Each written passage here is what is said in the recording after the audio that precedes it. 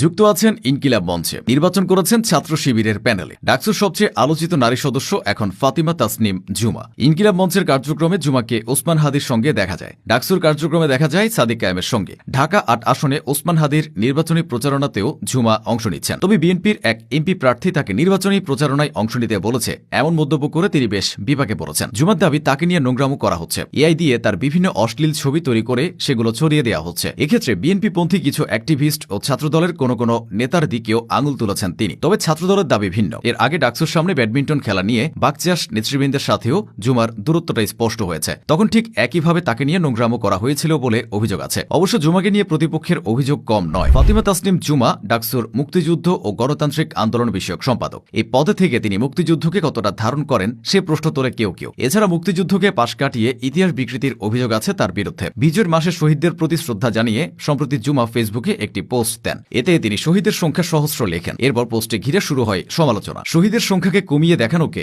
Insecurity মন্তব্য করেছেন ডাকসুর গবেষণা সম্পাদক সঞ্জিদা আহমেদ তন্নি। ছাত্রদল ও জাতীয় ছাত্র শক্তিও বিবৃতিতে এটির প্রতিবাদ জানিয়েছে। জুমা নিজের ফেসবুক আইডিতে ওই পোস্টে লিখেছেন, ডিসেম্বর আমাদের বিজয় ও নিজস্ব আত্মপরিচয়ে পরিচিত হওয়ার গৌরবের মাস। ব্রিটিশ শোষণের বিরুদ্ধে টিপু সুলতান, তিতুমির, রজব আলী হাবিলদার, মঙ্গল পান্ডে, লক্ষ্মীবাই সহ সহস্র শহীদ যাদের ফাঁসিতে ঝুলিয়ে হত্যা করেছিল ব্রিটিশ সরকার, তাদের ২০০ বছরের সংগ্রামের ফলে আমরা পেয়েছিলাম ১৯৪৭-এর বহুল কাঙ্ক্ষিত বিজয়। ১৯৪৭ সালের দেশভাগের ঘটনাকে জামায়াত শিবিরের অনেকের মতো বড় করে দেখায় তাকে শিবির তকমাও দেওয়া হচ্ছে। যদিও ছাত্র শিবিরের সাথে যুক্ত থাকার কথাটা অনেকবার প্রত্যাখ্যান করেছেন জুমা। ডাকসু নির্বাচনের সময় তিনি বলেছিলেন তার একটা প্যানেল থেকে নির্বাচন করা প্রয়োজন ছিল, সেটা ছাত্রদলের প্যানেলও হতে পারত। তবে ছাত্র শিবিরের প্রত্যাশা ও তার প্রত্যাশার মিল হওয়ায় তিনি সে প্যানেলকে বেছে নেন, যদিও তিনি নিজে আলাদা একটা সংগঠনের সঙ্গে যুক্ত। ফাতিমা তাসনিম জুমা গণঅভ্যুত্থানের পর থেকে ঢাকা বিশ্ববিদ্যালয় ক্যাম্পাসে গণতান্ত্রিক আন্দোলনের একজন সক্রিয় কর্মী হিসেবে কাজ করেছেন। সমালোচনা থাকলেও অল্প সময় নারী নেতৃত্বের মধ্যে তার পরিচিতি তৈরি হয়। বর্তমানে তিনি ইনকিলাব মঞ্চ